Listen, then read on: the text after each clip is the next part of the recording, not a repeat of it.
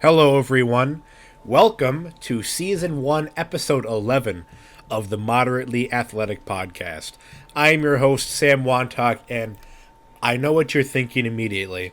Sam does not sound well. Well, that is because I've been dealing with a cold, kind of a throat thing going on as well. Hey, But just like my hero, Chris Collinsworth, I will power through and give you the content you deserve. But of course, I have help. I have my two co-hosts, Ethan Decker and Tyler Noctigal. Fellas, how you doing this evening? Good, good. T. yeah, Higgins having a monster night for me in fantasy, so I'm very happy. I'm a very happy man tonight. Yeah. Which it is important to mention that we are recording this during the fourth quarter of the Dolphins versus Bengals because that game was taking forever, so we figured we have to start recording soon. should we touch Uh, on Tua real quick? we probably should. We did leave on a stretcher. Like that's Yeah, kind of a big deal. we can just Prayers talk up for about. Tua. Yeah, prayers go out. Obviously, I mean, man, past couple seasons we've had quarterbacks leave like in the first quarter of the year, which with what looked like them having like career years. Like last year, it was Jameis. He looked like he was off to a hot start, and then he destroyed his leg. But Tua's injury looked rough, and like the hospital that they took him to was like a trauma center. So hopefully everything's good with him. I did hear that he is like responsive and he can move all his extremities, so that's big. Yeah, that's definitely the most important thing is that he will have a life outside of football. So Yeah. that's all we can really ask for. But to move on to something slightly lighter, we have our Week 4 predictions for the NFL season. Uh, and what better place to start than with our friends across the pond, the people with the bad teeth, the British. There's a game going on there, and it is the Vikings, our Deckers and I's, ours Vikings, and the New Orleans Saints. There's a lot of question marks with this game. Will Jameis Winston be ready to play? Will Michael Thomas be playing? And will Kirk be able to play in a? It's not really prime time, but I guess it kind of is because it's the only game going on at that time. Fellas, what are we thinking about this matchup? I'm I'm actually gonna go with the Vikings in this one. Whenever we go to London, it's usually pretty successful. The Brits love us over there, not as much as the Jags, obviously, but they still love us. And I think this could be a game where obviously Jameis not looking good, two straight missed practices. Michael Thomas two straight missed practices, and Jarvis Landry going into this game questionable as well. Um, now the Vikings defense has been perfect by all means, but this could be a game that could go well if Andy Dalton ends up starting and they're down to Chris Olave at receiver. Saints offense with Jameis in there and the playmakers fully healthy have not shown enough to me, and this defense definitely has had their question marks. They've been a lot worse than we would have expected them to be. So I'm going to take the Vikings 24-14 in this one. I'm going to say that the Saints do not get going on offense if Jameis is not in there, especially with Andy Dalton. But I think we can get some things going on in the Saints defense. So 24-14 for me. Yeah, I'm kind of in the same boat as you there, Mr. Decker. I mean, I don't think it's going to be a high-scoring game by any means. I don't think that the Saints have lived to their potential, but I think they're still going to put some good roadblocks up for the Vikings, and so I think that I think the Vikings will still win pretty handedly. I think it's going to be 24-17, but guess it's not really handedly, but Yeah. I think that they're gonna. I think the score's gonna look closer, but I think it's gonna be like Vikings all four quarters. Personally, Tyler, what are you thinking? Not a lot to add. Decker pretty much hit every aspect. I I am interested to see when like the Saints defense, like so far they've been inconsistent. I'm gonna see how well they play across the pond, but you know man, I don't know. This was a tough one for me because I really do like the Saints D. Not so much their offense, even though it could be explosive. They just got to utilize their weapons a little bit better. But besides that, I don't know. I just don't have a lot of insight into this one, especially as much as Decker. So with that said, I threw out two numbers: 21-13 Vikings. I do think that the Vikings will win this game handedly, though. All right. Well, I think this might be one of the first times that we're all on the same page with the Vikings. Now, this is a game that I'm really interested to get your guys' thoughts on for the most part because this is one team. I'm actually both teams that are currently performing probably better than most of their expectations. We have the Cleveland Browns versus the Atlanta Falcons. Browns have been playing well with Jacoby. Just a great run game that really dominates a lot of teams. And then the Falcons, given the fact that their roster is as bad as it is, the fact that they're even, I think, 1-2, and I mean, even like being close in some of these games is quite impressive. Tyler, why don't you start us off with this one? What's your thoughts on the Browns versus the Falcons? Yeah, I mean, expect another big game from, like, Chubb, pretty much, is what I think the big narrative is going to be going into this game. I mean, Falcons have an absolutely abysmal run defense, but, they've been, like Sam hit on, they've been outperforming, their rosters, it feels like, so far this year. And if it wasn't for a fourth quarter collapse, Browns could easily be 4-0, or 3-0, excuse me. And, same thing with the Falcons, barring a, blocked field goal, they could be 2-1, and even if they pulled off the comeback against the Rams, So, I mean, these are another, like, two teams that, like, you don't know, like, they're fun, like, upset picks, but, like, going up against each other, you just, like, don't know the way it could go. I mean, Cleveland is only favored by 1 point. But it's in Atlanta, but I just trust that Browns offense more than I do the Falcons offense, who has been kind of, like, back and forth every week. So I got the Browns winning this one 28-24. Ooh, okay. Because I'm kind of in the same thought process as you, I really do think that this game is going to be really hotly contested for the most part.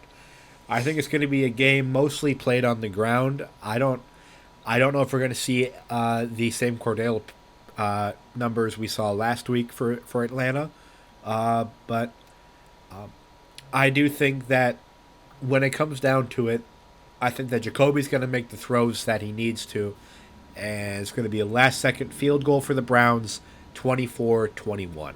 Decker, what do you think? Yeah, you guys both hit it right on the head. I mean, we're going to see a lot of Chubb and a lot of Hunt in this game.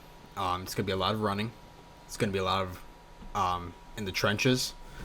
And it'll be curious to see if Jacoby and Amari Cooper can keep their connection going. They've been spot on for the past 2 weeks with each other. I think over 100 in both for Amari with touchdowns.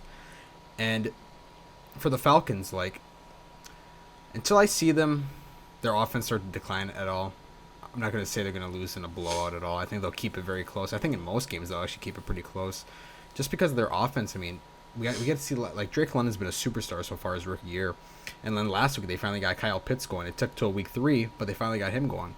And isn't it just amazing? Like, Cordell Patterson is the 3rd leading rusher in the NFL. Like, who would have ever thought? Wait, he is? Yeah. He's number 3. I believe it's number 3 because I think he's at like 403 rushing yards. I would not have thought from the first 2 weeks he played that he was even close to being 3rd.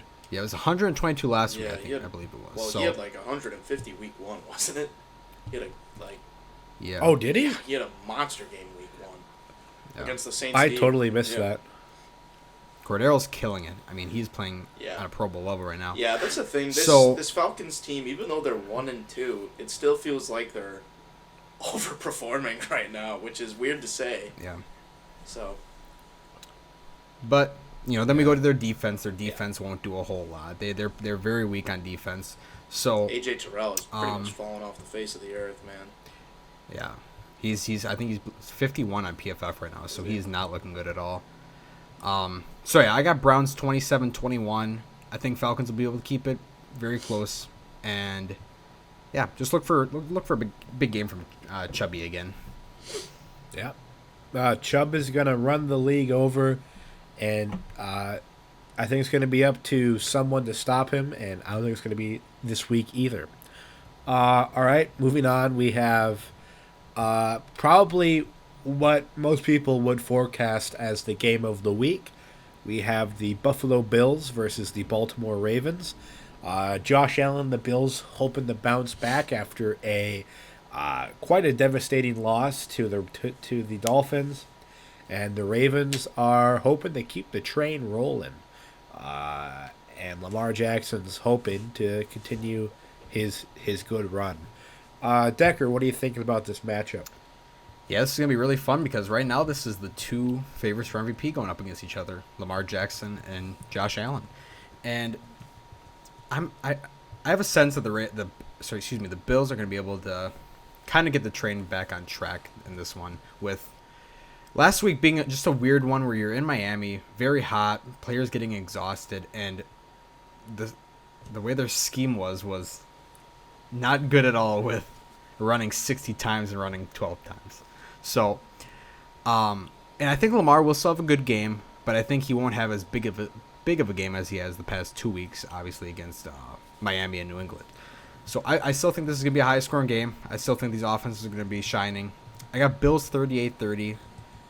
Little defense. Lamar will definitely have his moments shining, but I think Josh Allen and Diggs maybe kind of regroup and get another big game. Yeah. So. Okay. Yeah. Just a quick sidebar. I can see my co-hosts are kind of freaking out a little bit whenever I blow my nose. Just so you know, for the audience, I've been keeping timestamps to see when I blow my nose, so you won't hear me doing that during the episode. Because I respect your ears as much as I respect.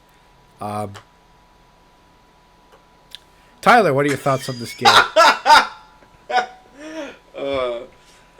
You know, I fully expect this to be game of the week just because, you know, I think Josh Allen and Lamar are going to just expose the other team's secondary. You know, we have the Bills kind of depleted already in the beginning of the season, and Ravens have shown like a lot of broken coverages so far this year.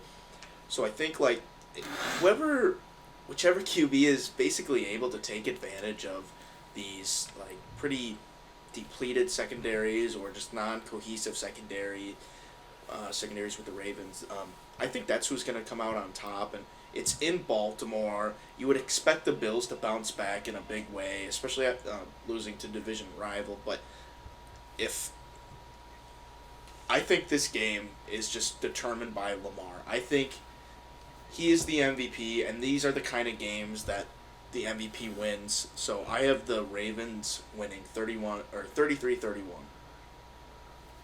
Ooh, okay. Sorry, Deck, you picked the Bills, right? Yeah, I did. Yeah. Okay.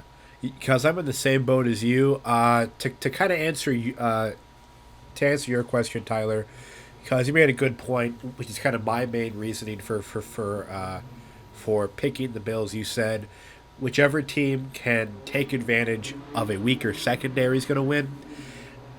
And I just think that Josh Allen with Diggs and I'm as a fantasy owner, hopefully Gabe Davis, I think that they're going to really take advantage of these opportunities and get a good win.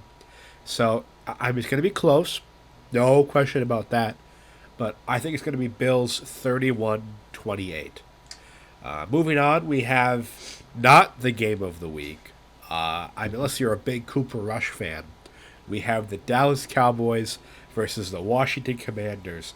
A team, the Cowboys, which have been performing very well with their Cooper Rush under center. Dak may be sweating for his job a little bit, trying to rush that comeback for Week 5. And the Commanders, which came off a terrible loss to the Eagles, maybe perhaps a bounce-back game here. Decker, what are you thinking about this matchup?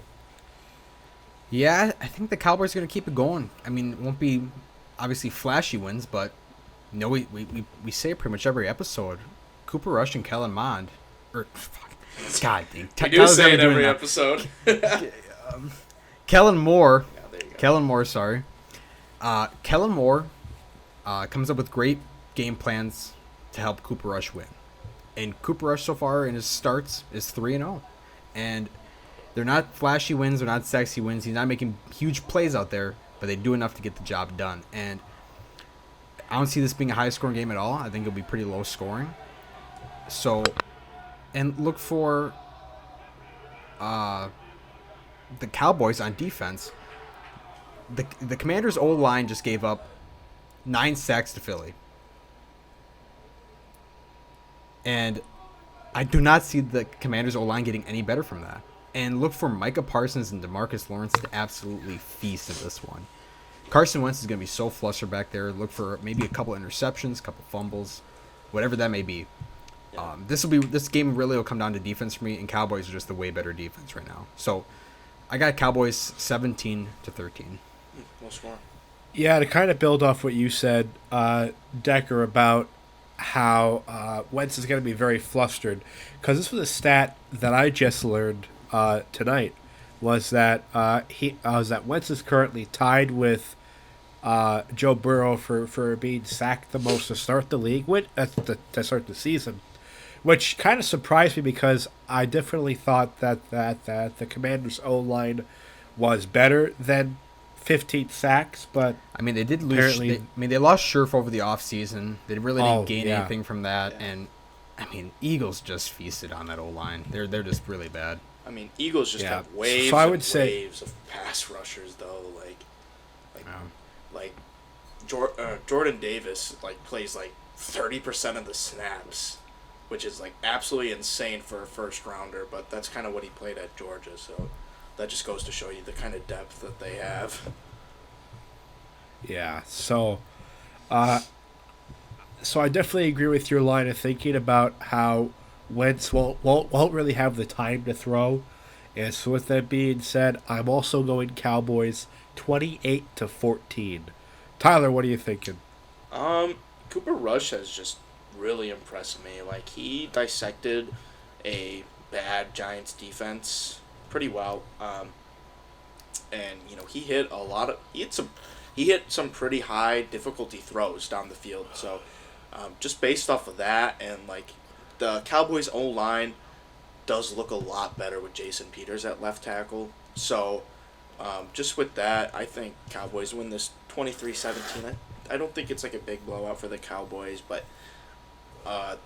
Commanders, they could easily score less than this, and I wouldn't be too shocked just because, also, another thing, I know we like to clown on Diggs sometimes, but he's actually been playing pretty well this season, all he's been things really good. considered. So, Yeah.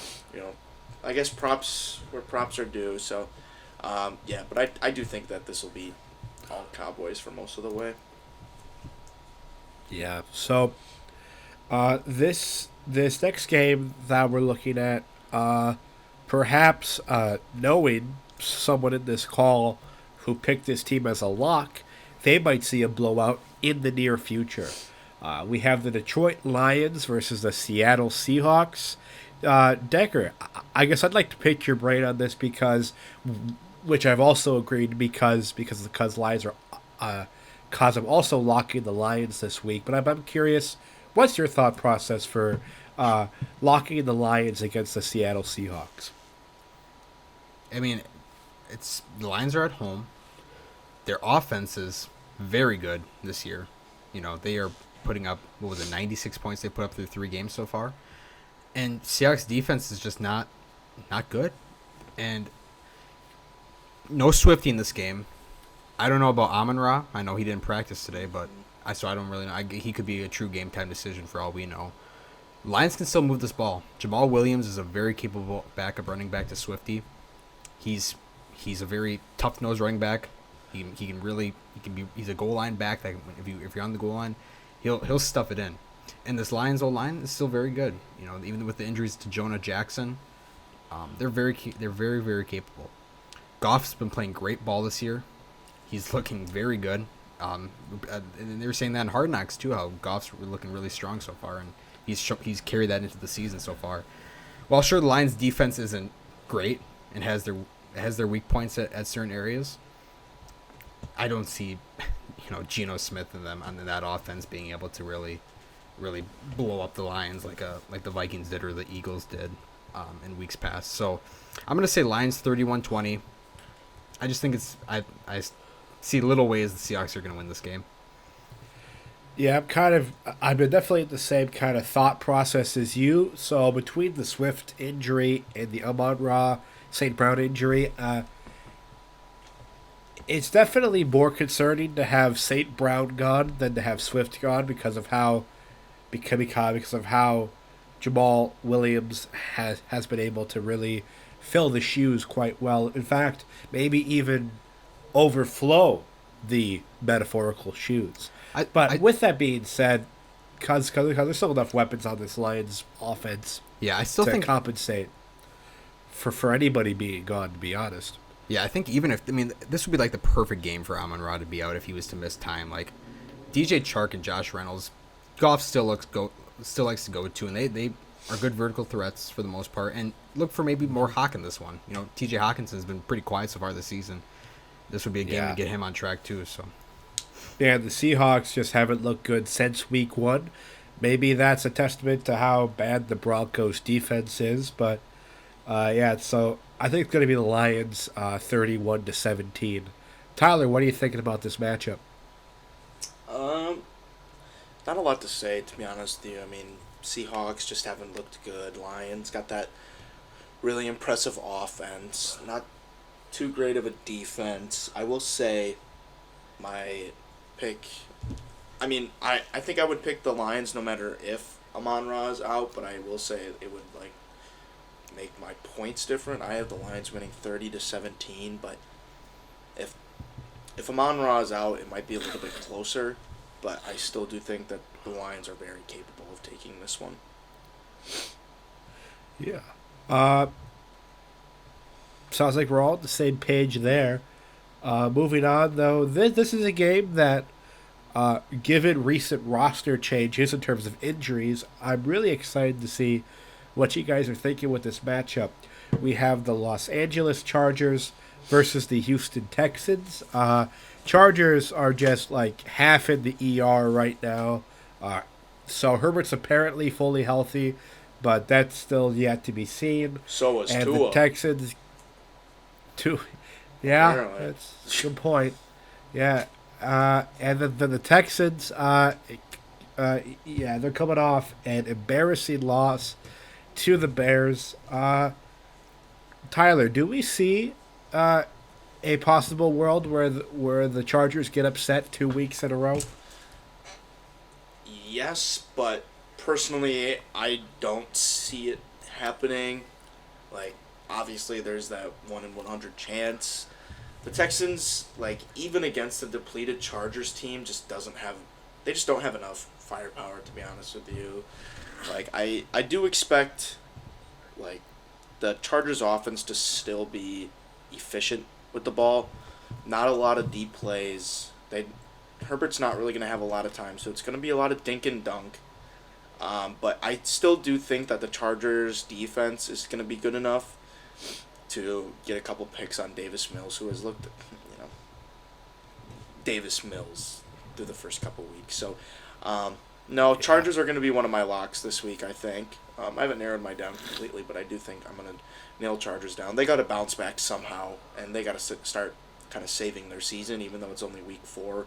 They got to win through adversity, and with the amount of injuries that they have, they got to win these games against these bad teams. So I do expect them to win this game, though. So I have them winning 24-13.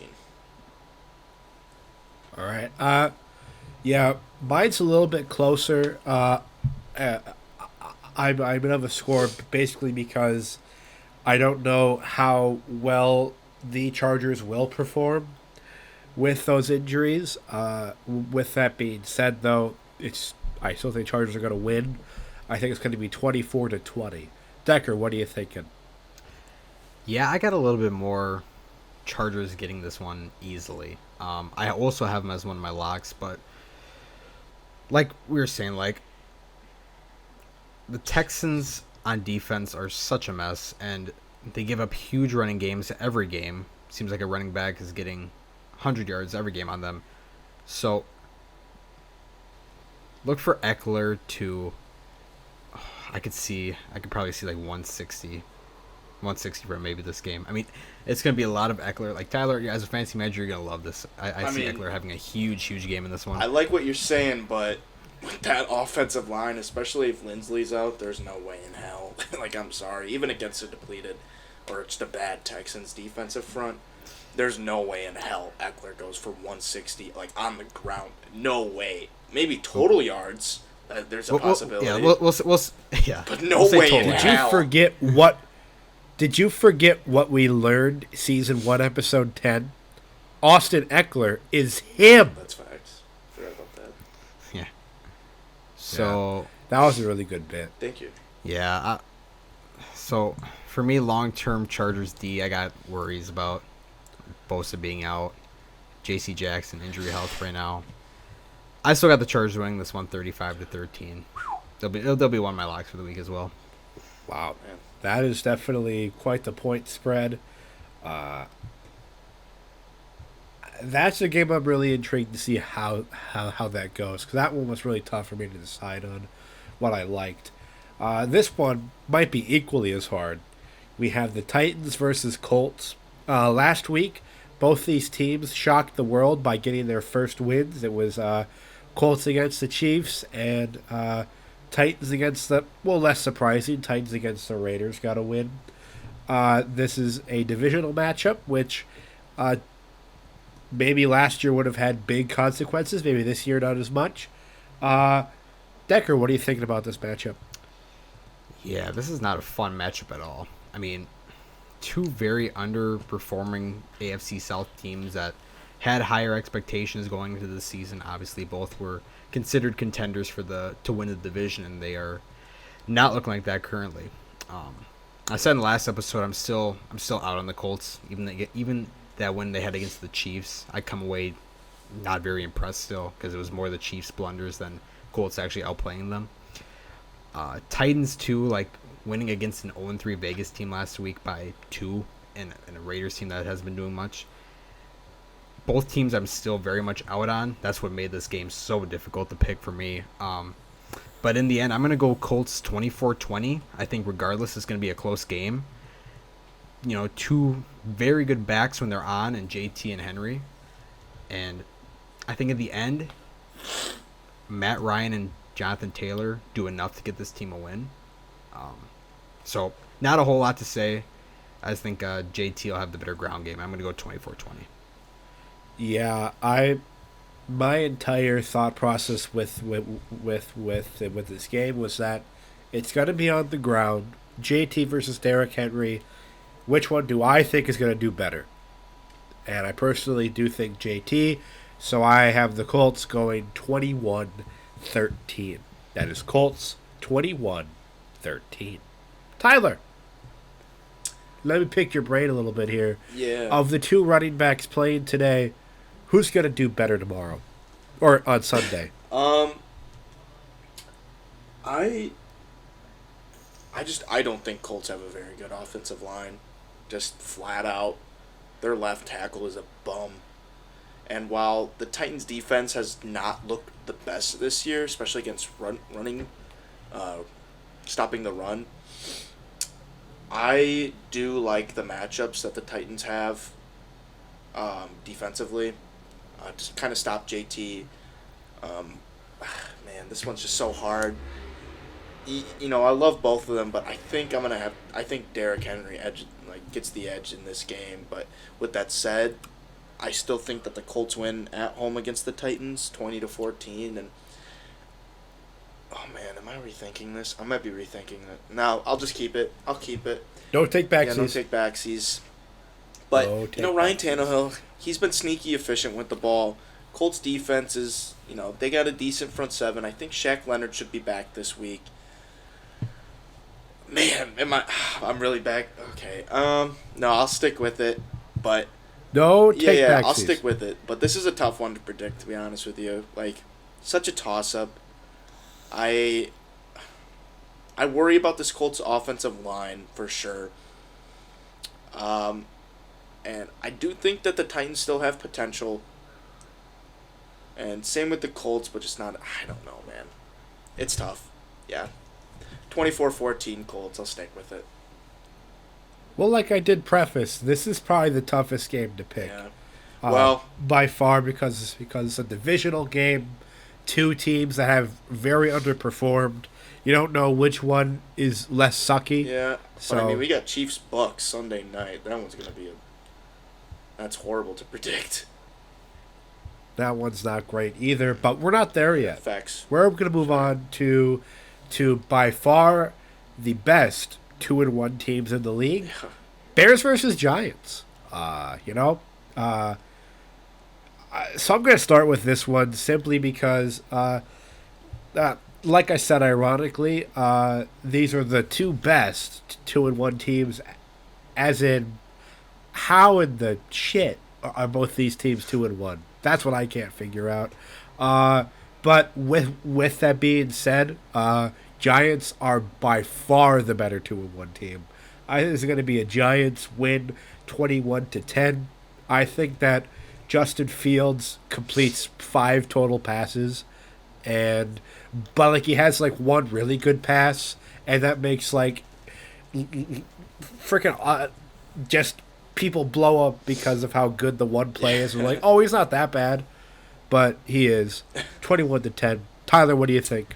Yeah. I do think that if Justin Fields is going to have a good game, it's got to be against the Giants. Like, he had not a good one against the Texans, but Khalil Herbert strapped that team onto his back and basically carried them to a win. And if Justin Fields doesn't show like some promise in this game against a very, very bad Giants defense, then I would definitely be concerned about his future.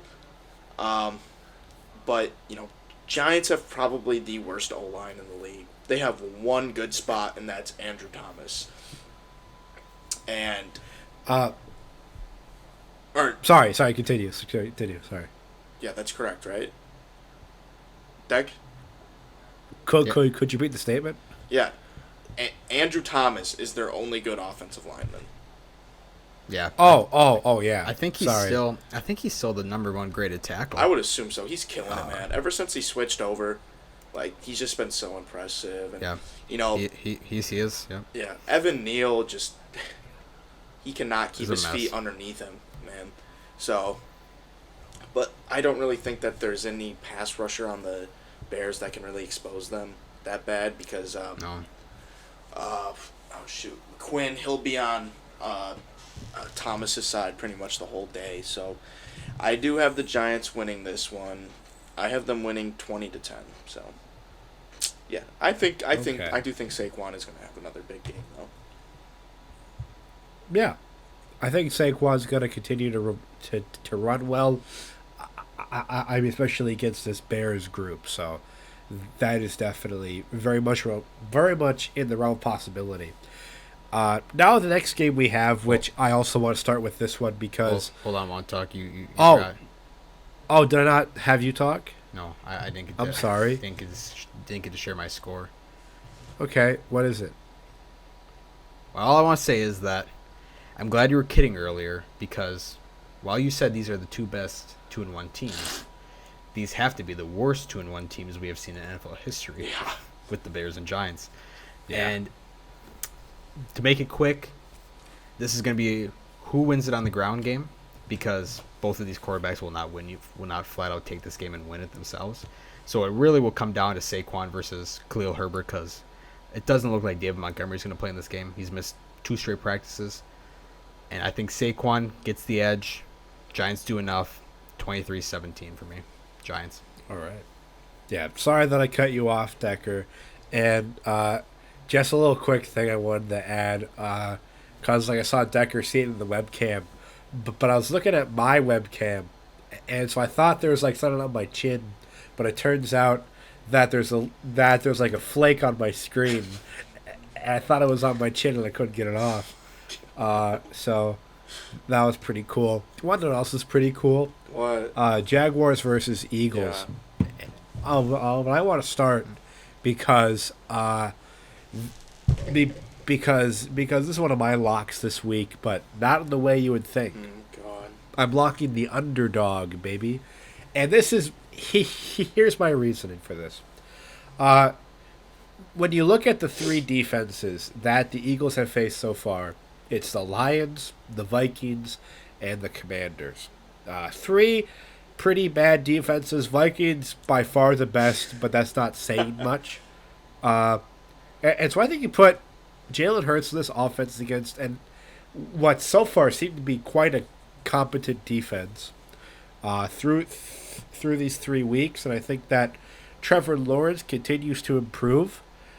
I think it's going to be close, like no doubt about that. But I've got the Jaguars 28-27.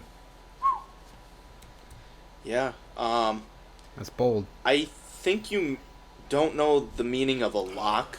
That's like a team that you think is going to win, like, for sure. But you know what? Yeah, Okay, you think outright. I do think they're going to win for sure. Oh, okay, so there's no chance in hell that the Eagles win this game. No, Okay, gotcha. Well, you know what? I shouldn't even be talking, even though I did not lock them. This is my funny pick of the week. What I think would be funny if it were to happen. I think the Jags upset Eagles at home, 31-28. I really want to see a Trevor Lawrence masterclass here, and him kind of just like prove to people that he is him. And I think this is the perfect game to do it. That Jags run defense will definitely be put to the test and see how they do. So I do think Jalen Hurts is going to be able to kind of take advantage of this Jaguars secondary, but this front seven should hold pretty well against an Eagles run attack. So, but with that said, I have the Jaguars winning 31-28, like I said, and this is my funny pick of the week with a thumbs up. all right, Deck, you going to be funny, or are you going to be lame and pick the Eagles? I'm gonna be lame. I'm sorry to do that, but Wow, No, it's This is good. gonna be It's a fun- good that someone like lame. it's good that someone takes this thing seriously. because okay, so this is gonna be a really fun matchup, I think, because a lot of good storylines. I mean, you get Doug Peterson's return to Philly, obviously a rocky breakup at the end for those two sides. You get the Jags, who, I mean, to the eye test for the most part, and numbers wise, they've been pretty much the number one run defense in the league through 3 weeks, and then you get them paired up against the number one rushing attack with Jalen Hurts and Miles Sanders and those running backs. While I do love what the Jags have been doing defensively, I mean, Josh Allen and Trayvon Walker on the edge, and Roy Robertson Harris up the middle, and then Devin Lloyd, the rookie linebacker out of Utah, he might be leading candidate for rookie defensive player of the year right now. But I just think this is, they're very young, and this is a very major test to go into Philly against this great O-line and this great rushing attack. And I just think the Eagles are just gonna be too much for this young Jags team still. Like you said, Tyler, I'd love to see Trevor Lawrence have a great game here. Just to see people that people will now take him seriously. But I'm still gonna go 28-17 Eagles. I just think too much right now for this young Jags team early on. Yeah, these are definitely two teams that have been very exciting to watch so far. With that being said, we have the Jets versus the Steelers. And yes, Jets have been fun to watch, but Joe Flacco's gone now. MILF Hunter Zach Wilson's back on the field. And it's probably going to be the worst for the Jets, but I'd love to hear what you guys think. Decker, what are you thinking about this matchup? This is actually going to be one of my locks of the week as well. I'm going to go Steelers in this one. Wow. I think, believe it or not, the Jets had Joe Flacco starting this one. It'd be a lot closer. And maybe Jets could pull it out. But I do not love what I've been seeing from the Steelers offense, obviously. Trubisky's been a train wreck for the most part. He keeps most of his throws to the outside. He never really hits the middle of the field. Najee has been getting an increase in volume in the most recent weeks since the start of the week, since week 1 to week 3. But still, regardless, hasn't been showing up like what we expected him to. And Jets, with Zach Wilson coming back, I do not see him doing enough to be able to win this. I think being out since week 1 of the preseason when he went down with that injury, there's going to be a lot of mistakes. With no TJ Watt, I think a lot of pressure still going to be thrown at him with Cam Hayward. I'm going to go Steelers 24-10. Not a lot of offense, but that defense and that pressure that they're going to create on Wilson, there's going to be a lot of mistakes for him, I think. So, Steelers. Yeah, I wouldn't go as far as to lock this game. I think that's a little crazy. But I do think that the Steelers win this. It's going to be a low-scoring affair that is not fun to watch at all. But Steelers do win. I think it's going to be Steelers 17-14. Tyler, what are you thinking? You bitch. That's my line. I have Steelers winning 17-14, but partially I'm sorry. because I don't know, man. I just don't like Zach Wilson, to be honest with you. I like the weapons that the Jets have. I hate. I thought Trubisky might be able to kind of put something together with the weapons that he has there. He's under pressure pretty much like right after the snap, though, which doesn't help a quarterback trying to figure out a new system.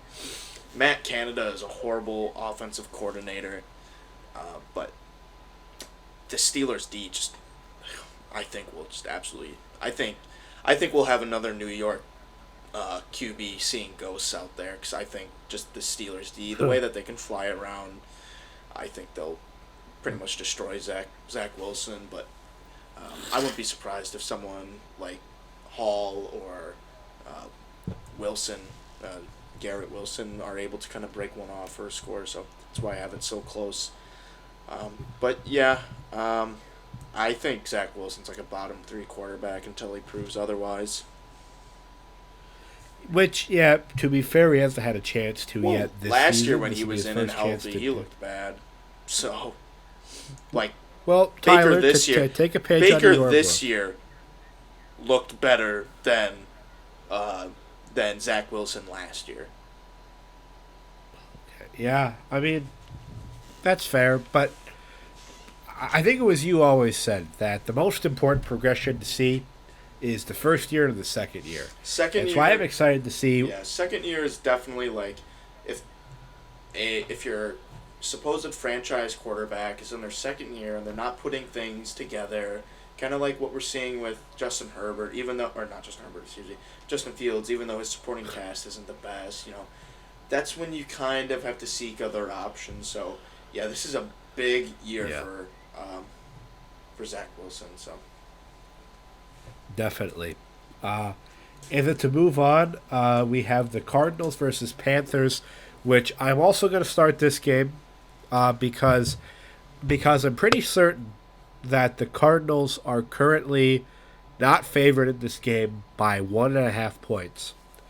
And for that exact reason, so I'm going to lock the Cardinals because I think the Panthers suck, to put it frankly. Baker Mayfield's bad. I think that crap, who did the Panthers play last week? Saints. Okay. Yeah, the Saints defense is probably right now playing at a similar level to the Cardinals, but I do think that Kyler Murray's quarterback play is miles better than Jameis, and certainly eons better than that Baker Mayfield. So for that reason, so I am locking the underdog in this game as well. Not by much, but it still is one. Cardinals 24-17. Decker, what are you thinking about this matchup? Yeah. On the Panthers side, I'm really undecided about this, but like I like a lot of their defensive players. but I can't tell last week if it was their defense really shining or just the Saints offense is that bad. It's because it could go both ways. Like Saints offense is looking atrocious. Panthers could be, above average defensively. I just don't really know. I'm gonna take the Cardinals in this one. For the reasons you said, Wantuck. I think Kyler Murray is just gonna be a little too much for them, and look for those playmakers to get involved as like Hollywood Brown, James Conner on the ground game, and then to go back to the Panthers on the offensive side of the ball, they're just are not going to be able to do enough. Just because, like we talked about in the last episode, Baker had 167 passing yards last week, and most of that was on one touchdown to the Laviska Shenault. So he's not going to be able to do enough. McCaffrey maybe could have a good game, but I just don't have a lot to say about this. But I'm going to take the Cardinals 23-14. All right. Tyler, what are your thoughts? Yeah. So, like, just watching the Panthers play, it's like they've got a problem. Like, just their O-line is just not good. Baker looks so flustered in the pocket, and he thinks he needs to get the ball out like that. He's got to get the ball out super quick because his O-line has just, like, no protection for him. So I think as the season goes on and they get a little bit more cohesive, I think we'll start seeing Baker improve. With that said, though, like, he's already at rock bottom, so he's like, there's nowhere to go but up from here. I guess he could get benched, but whatever. Even with that, though, like, this Cardinals defense is like, they're mid. They got some decent players.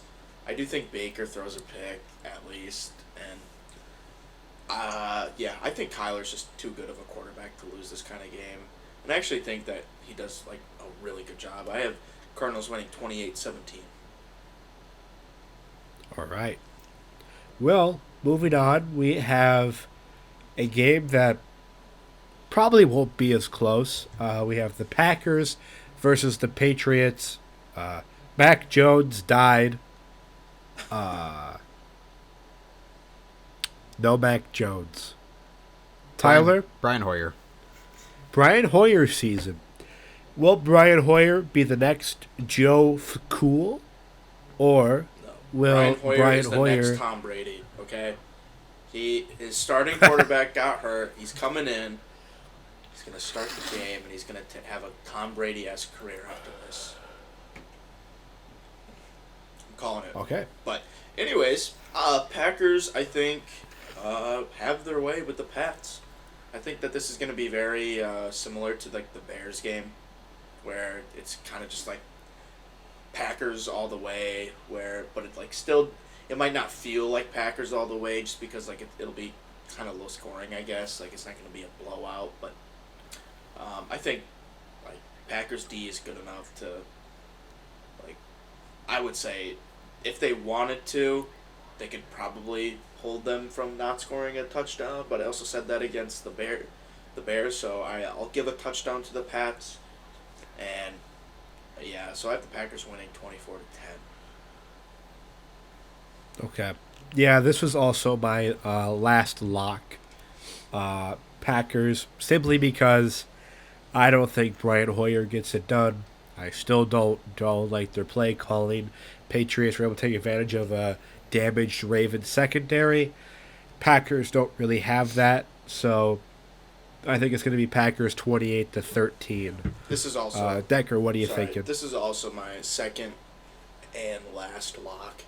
I don't get what Decker's doing, man. He's picking 4 teams and he's not even on the board yet. Like, yeah, no, I said the exact same thing. Decker, you gotta get on the board, man. What are you doing? What are you doing? I'm just gonna have a little fun with it. Hopefully it hits. But I guess to touch on the Packers, it's more fun to score points, right? You're right, Wantuck. You're right. But to touch on this game, I think we're going to see a lot of last week when the Packers played Tampa. Very, very closer type game with little offense and Packers dominating on defense. I just see the Packers defense having a huge game. They're going to really expose Brian Hoyer, in my opinion. and expose Brian try to. Hoyer. Yeah. like he's And- like he's been touted to be like this like just super good backup that can come in and win games. Like they're Brian not Hoyer going to scores expose 6 him. touchdowns. They're going to take advantage of Brian Hoyer at QB. Yeah. They're gonna use him. Yeah. Yeah, he's just a dummy out there, a statue. Yeah. Yeah. So, yeah, I'm gonna take Packers 20-10. Look for a lot of AJ Dillon and Aaron Jones, I think, in this one. That's I would expect nothing less. This game sucks. Broncos versus Raiders. Yeah. Holy shit. Raiders looking bad. Broncos looking bad, but with 2 wins somehow. Yeah. What are we thinking, Decker? I think this is a good one for the Raiders to get back on track. Not a great, not the type of matchup we would have expected when the schedule released, and after the whole offseason moves it with the Broncos and Raiders. But this would be a great game, you know. McDaniels and the owner Mark Davis have a closed door meeting. You know, probably telling him, "Hey, let's get things going. Give Devontae the ball in this one." For we've been crying for 2 weeks now. Please give him the ball, get him going, and this will be the game to do it. And the Broncos have not shown anything on offense. This could be a lot of Javonte, hopefully for you, Wontalk, if Hack could actually I feel like we say this calls every plays week, correctly. man. It's gotta happen someday. Yeah. It's gotta happen. Dude. No one can be so dumb to go 4 weeks with Javonte Williams. Yeah, I guess. I mean, they had Vic Fangio, who is like a fossil. He's a fossilized defensive coordinator, and he used Javonte better than this supposed to be groovy, savvy offensive coordinator. Like, dude, like, take your head out of your butt and run the dang ball. Yo, I think Sam's taking a page out of my book. It's kind of I mean, I guess, you know, what's the saying? Imitation is the sincerest form of flattery. So I'll take the compliment, Sam. Thank you. You think you invented raging? On this podcast, I You did. simply On adopted this the podcast, rage. I did, bro. I was born in it. Anyways, I'll segue into my pick for this week. I'll say for mine too, 28-17 Raiders. I got 28. Holy shit! Wait, 28-17. I got the exact same score. What Dak. Broncos High five. offense have you guys been watching? No, No, we picked the. Oh, yeah, we Oh, got wait, the we picked Raiders. the wait. Raiders. Did we say Broncos? Oh, okay. Yeah, I picked the Raiders Okay, 28-17. sorry. Oh, Sorry. oh, no, yeah, same here. Oh, yeah. well, I picked the Broncos. How funny would it be if the Raiders went 0-4? I think it would be hilarious, man. Like, Hey, you said that the Jags were your funny pick. What are you doing? I'm Yeah, two, two funny two this picks. week. You know, it's like, oh, That's too funny. it's hilarious, actually. But, you know, this Raiders team, I have to see it before I can pick them to win a game, man. Like, this offensive line looks absolutely horrible. And Broncos D, besides, like, week 1, I guess they've looked better and better as the week's gone on. They played really cohesively last week, actually. But, yeah, I can't put any faith in the Raiders right now, and if that means that they go to 0-4, so be it. So I got the Broncos winning 17-14.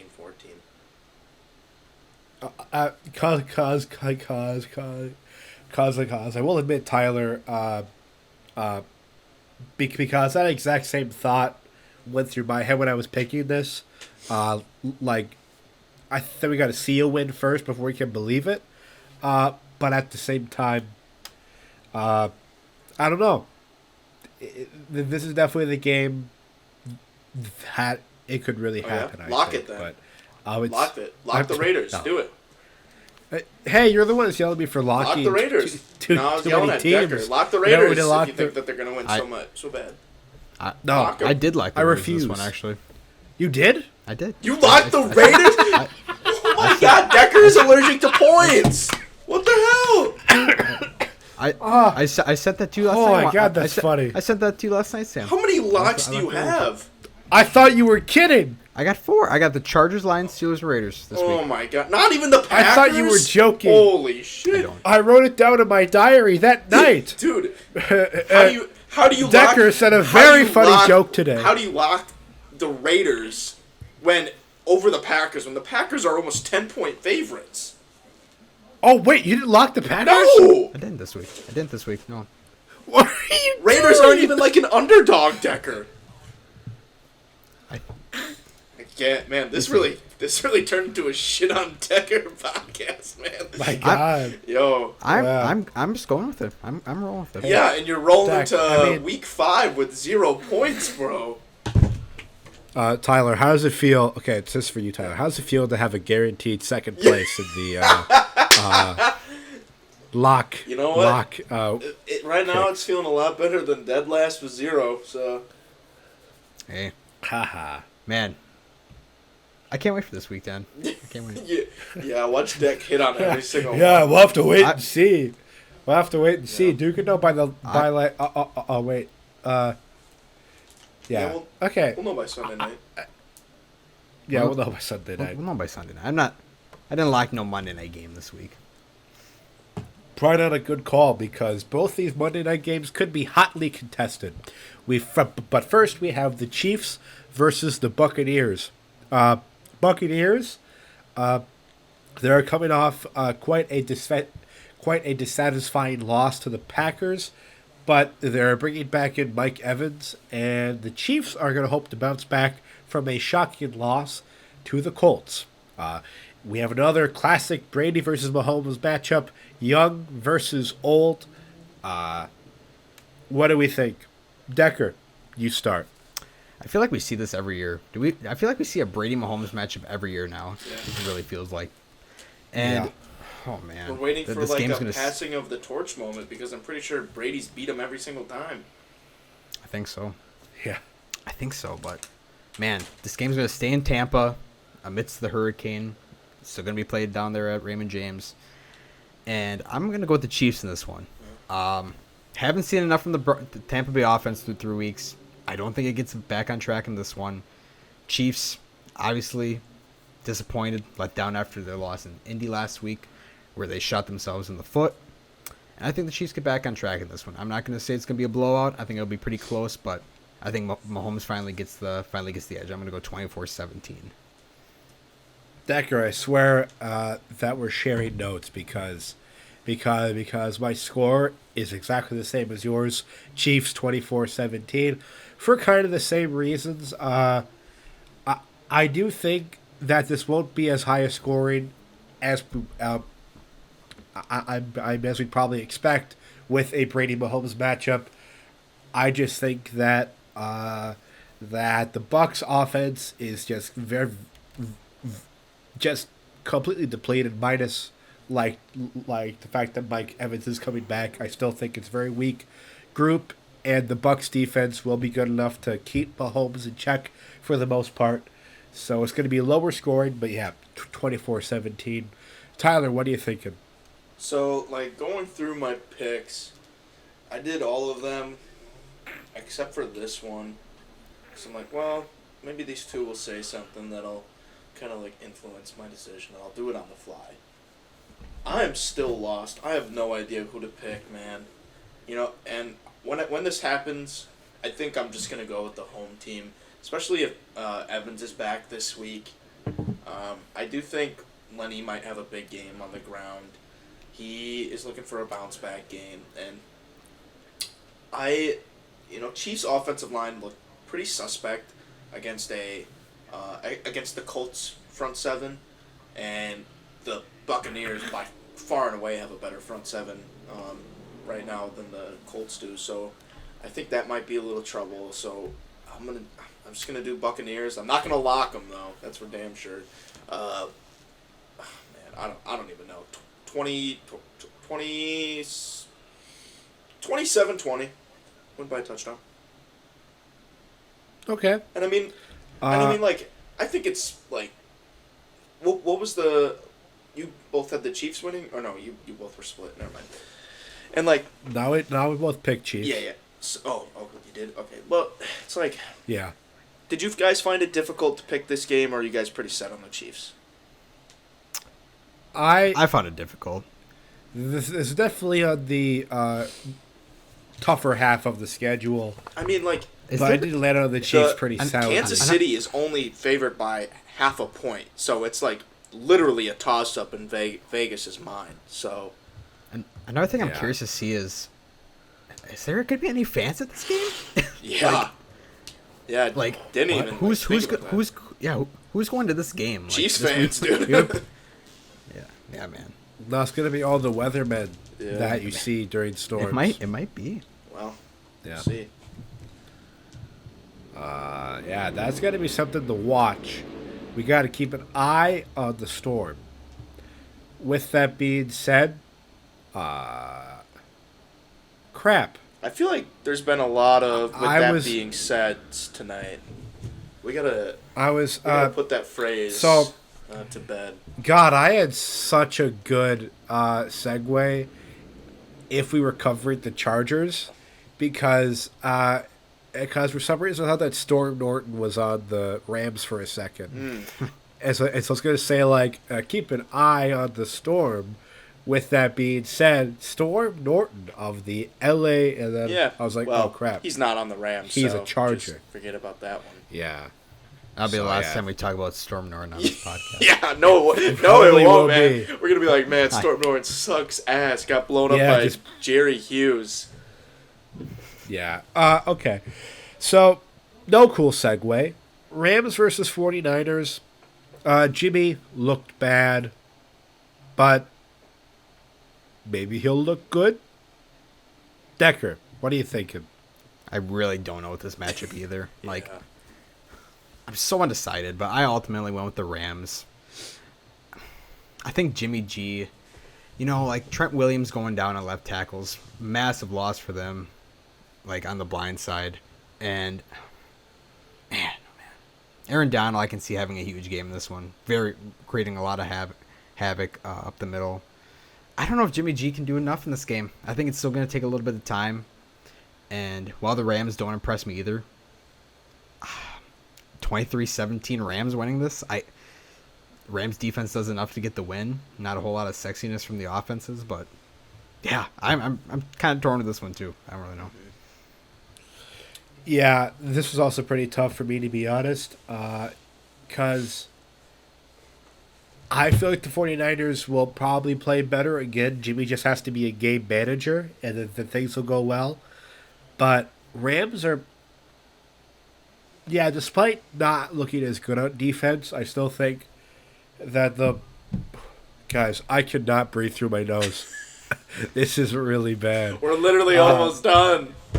I know. We're at the home stretch. So I'm going to stop talking. You know what? I'll finish 21-17. out as the host. I'll finish out as the host tonight. So yeah, All right. so Better be a damn good thanks, outro. Sam, for that great input. Moving on, I'll say for my pick this week, also another, I'm feeling another toss-up with this one. San Fran's only favored by 1. They are the home team. I still think that the 49ers are the better team, to be honest with you. I think that, we see Stafford make some silly mistakes against this defense like he did last year, especially in the playoffs. That's right. With that said, I think the 49ers win this one. It's going to be pretty close, 23-20. Robbie Gold, game-winning field goal, I think. Don't quote me on that, but yeah, close one. Could be a toss-up, but yeah. So all right, so we'll put a post up for our locks, but it looks like Decker's got 4 games, I got 2, and Sam, I believe. How many did you have, Sam? Maybe 3. He's gone. Sam left. Alrighty. So Sam, we'll say Sam had 3. Well, thanks everyone for listening. We really appreciate the support. And this was another episode of the Moderately Athletic Podcast. Good night, everyone.